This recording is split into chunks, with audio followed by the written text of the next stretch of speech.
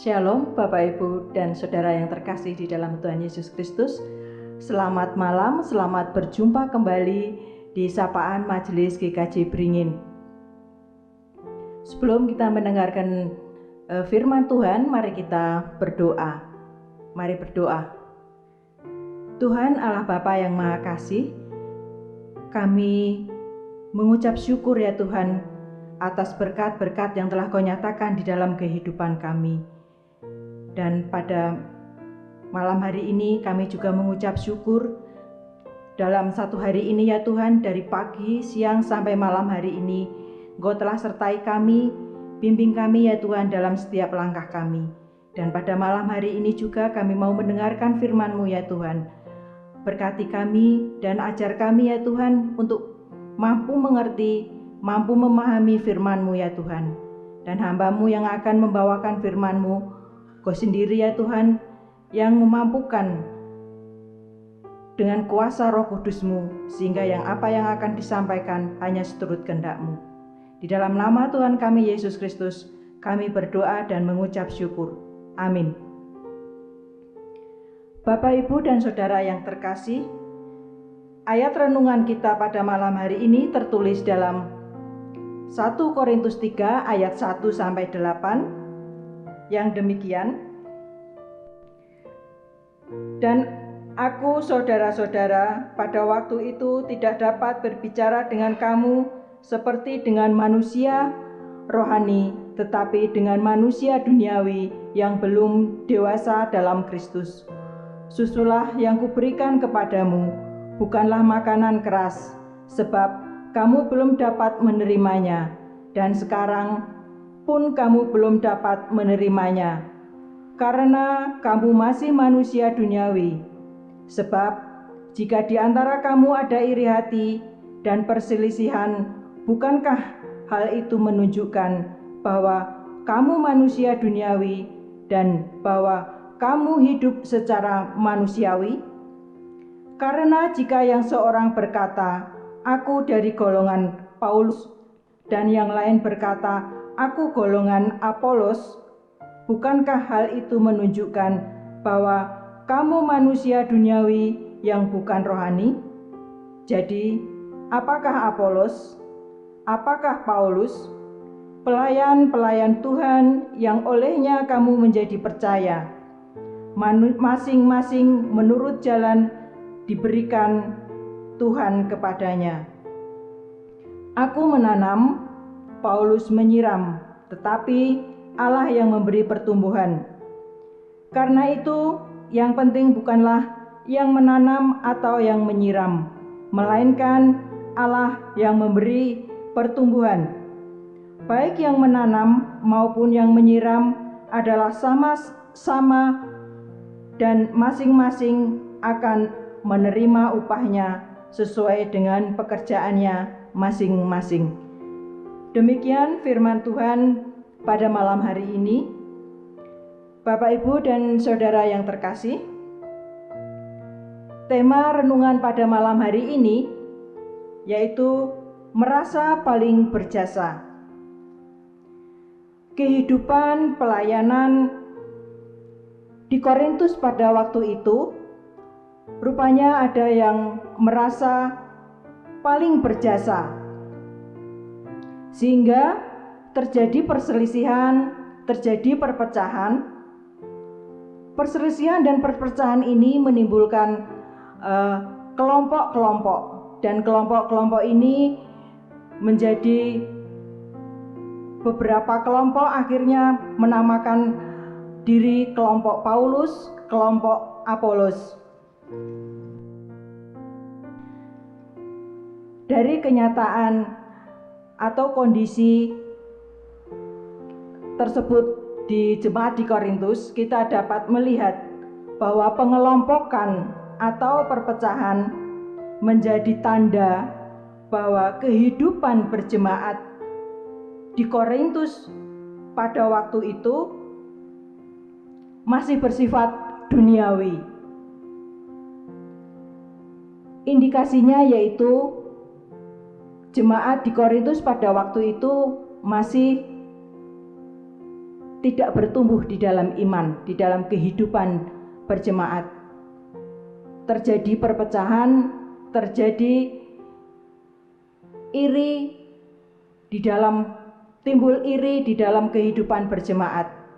Bahkan Rasul Paulus mengatakan dalam ayatnya yang kedua, "Susulah yang kuberikan kepadamu bukanlah makanan keras, sebab kamu belum dapat menerimanya." Bahwa masyarakat atau jemaat di Korintus pada waktu itu masih hidup mengandalkan keduniawiannya. Mereka tidak mengandalkan Tuhan. Mereka lupa bahwa mereka sudah hidup bertobat. Mereka sudah diselamatkan. Tetapi mereka hidup masih di dalam menurut hikmat atau keinginan kemanusiaan mereka. Perselisihan yang muncul atau terjadi di dalam kehidupan jemaat di Korintus pada waktu itu terjadi karena mereka merasa paling berjasa, mereka merasa paling hebat, paling mampu, sehingga mereka lupa bahwa mereka sebenarnya adalah pelayan-pelayan Tuhan. Mereka hanya mengandalkan atau fokus dalam kehidupan pribadi mereka. Mereka lupa bahwa yang memberikan pertumbuhan kepada jemaat adalah Allah, Tuhan kita, Yesus Kristus. Bapak, Ibu, dan Saudara yang terkasih, kehidupan kondisi jemaat di Korintus pada waktu itu bisa juga terjadi di dalam kehidupan kita dalam kebersamaan pada saat ini. Kebersamaan di dalam keluarga maupun di dalam berjemaat di gereja atau persekutuan kita di gereja. Perpecahan itu bisa timbul karena rasa paling berjasa. Kalau seseorang sudah merasakan paling berjasa, maka akan timbul rasa arogansi, sehingga akan timbul rasa iri hati di antara para jemaat. Rasa paling ini yang mengakibatkan perpecahan seharusnya kita tinggalkan, kita buang jauh-jauh di dalam kehidupan kita berjemaat, di dalam kehidupan persekutuan kita di gereja kita. Sebab kalau kita masih mengutamakan kehidupan keduniawian seperti jemaat di Korintus pada waktu itu, maka kehidupan kebersamaan kita dalam persekutuan berjemaat juga akan timbul perpecahan. Karena perbedaan yang Tuhan ciptakan di dalam kehidupan berjemaat ini, Tuhan inginkan untuk kita bisa saling mendukung, saling menolong. Keberbedaan bukan untuk merasa saling, atau keberbedaan bukan untuk merasa paling berjasa, paling hebat, tetapi keberbedaan yang Tuhan berikan di dalam kondisi kita masing-masing, baik itu karunia, baik itu minat, bakat kita di dalam kehidupan kita, itu untuk kita menjadi satu di dalam kehidupan bergereja. Kehidupan keberbedaan Tuhan tempatkan di dalam gereja untuk saling bisa melengkapi, sehingga membangun kehidupan pelayanan gereja. Oleh karena itu, kita perlu ada kerendahan hati, karena untuk saling bisa melengkapi, untuk kita saling memahami, untuk kita bisa saling menghormati, bisa menjadi sama atau sederajat di dalam kehidupan berjemaat, perlu rasa rendah hati. Dan yang paling utama di dalam kehidupan berjemaat atau persekutuan kita adalah bukan perbedaan, tetapi Tuhan Allah yang memberikan berkat, rahmat, dan pertumbuhan di dalam kehidupan kita. Itu yang menjadi fokus utama di dalam kehidupan kita. Bapak, Ibu, dan Saudara yang terkasih, pada malam hari ini kita diingatkan untuk kita tahu bahwa Tuhanlah yang mempunyai peran penting di dalam kehidupan kita. Tuhanlah yang membimbing kita, menuntun kita di dalam kehidupan kita, baik secara pribadi, baik dalam kehidupan keluarga, maupun di dalam persekutuan di gereja.